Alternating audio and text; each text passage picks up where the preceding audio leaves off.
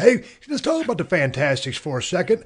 I don't think a lot of people give those guys the credit they deserve. Man, those guys, Tommy Rogers and Bobby Fulton was a hellacious tag team. Oh, they were tremendous in the ring, and it wasn't a situation where with the Rock and Roll Express, you had Ricky Morton, who was always the guy that sold, and you had Robert Gibson, who was always the guy that made the comeback, and that was what they were better with, and it worked for them. But with Bobby and Tommy, they were more similar, and each one of them could sell their ass off. Yep.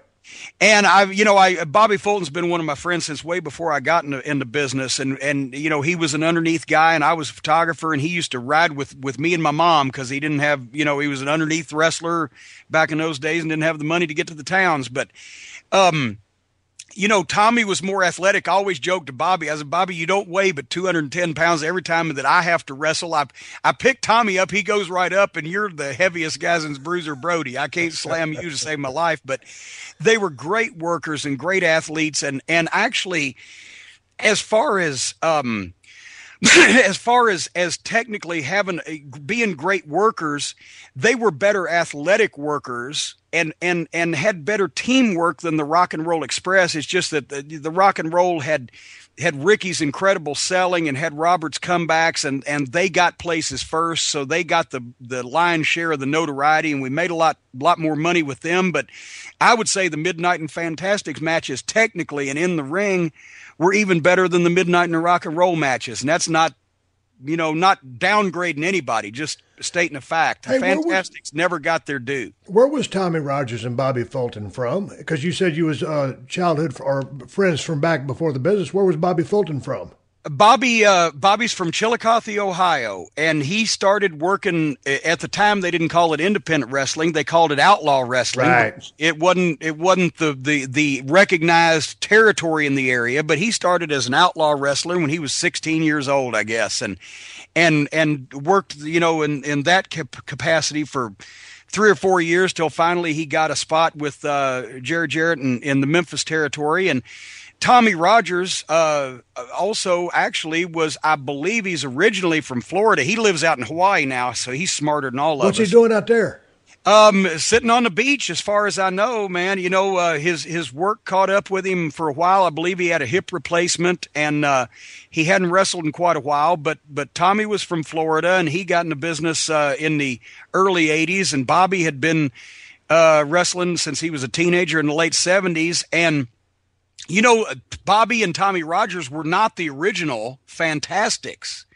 Now, here's a little trivia for you. Great. What happened was Bobby Fulton was working in Memphis when Bill Dundee lost one of his power plays with Jerry Lawler. Lawler took the book, and Dundee had to go away for a while, and Jerry Jarrett had been talking to Ole Anderson down in Georgia, and Ole's Georgia towns were on their ass. This was 1983 because they were concentrating on their northern tours in Ohio and Michigan off of TBS. And so anyway, Ole made a deal with Jerry Jarrett, send me a crew down to Atlanta, and they're gonna run my Georgia towns. We'll do a studio TV in Chattanooga, and they'll run Chattanooga and Knoxville and Augusta and Macon and all the Georgia towns, right? Columbus.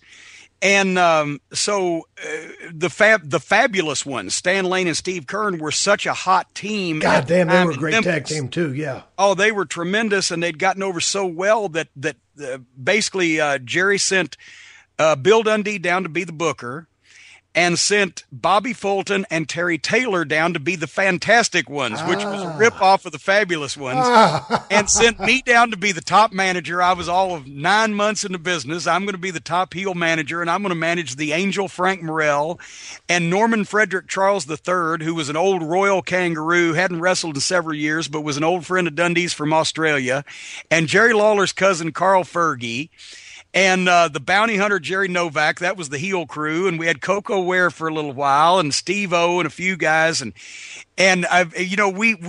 actually it was great. We did tremendous business. In 6 weeks, we doubled the houses from nothing to next to nothing. And then finally, Ole came in one day. We were shooting promos at TBS for this off-brand fucking circuit, and Ole came in.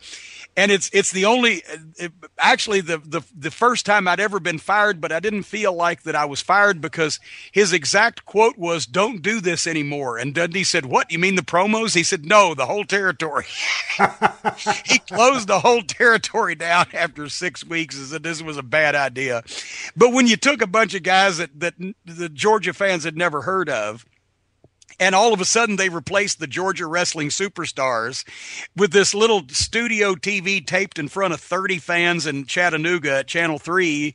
That's what you got. So, but it was a great experience, learning experience for me.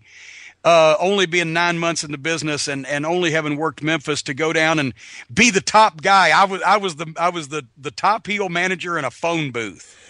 And it was great experience. And Frank Morrell was my teacher. You remember Frank from when I came to USWA, he was refereeing at the time.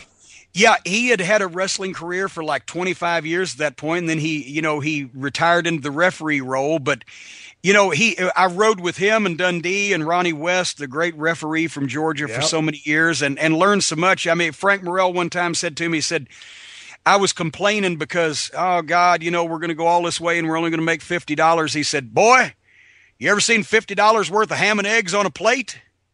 Well, okay, point taken. Another time it was 100 degrees in a rec center building somewhere. And I said, well, maybe I'll just go out without my jacket on. He said, "Kid, if it's too hot to wear your gimmick, it's too hot to work." He was full of that. Yeah. And I was able to learn some of these things from these guys that had been everywhere and seen everything and done everything.